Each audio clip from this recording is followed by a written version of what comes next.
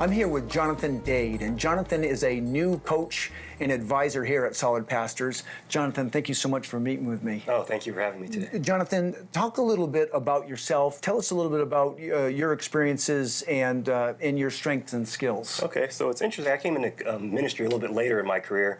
I was in the military, was in business, worked for PepsiCo, Frito-Lay, and then a little bit for Michelin.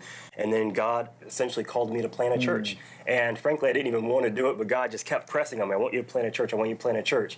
And 5 years later, our church here in Georgetown has been thriving. It's Messiah Chad. We're a Messianic Jewish congregation that has a lot of interfaith families and interdenominational. And it's been absolutely amazing. The problem, though, is only 4% of church plants make it to year 5. And the average pastor burns out in 4 years.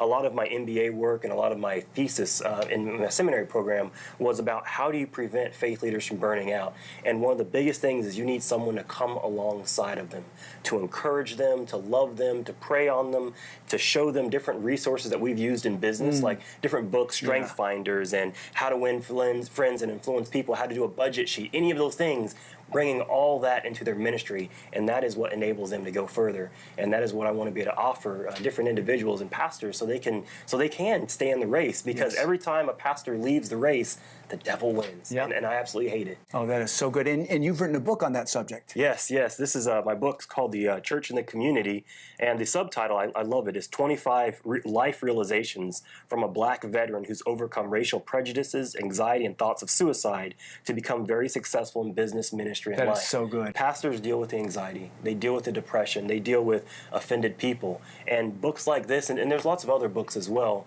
can encourage them to stay in the fight. So good. Because it's so difficult. I mean, we hear pastors all the time struggling.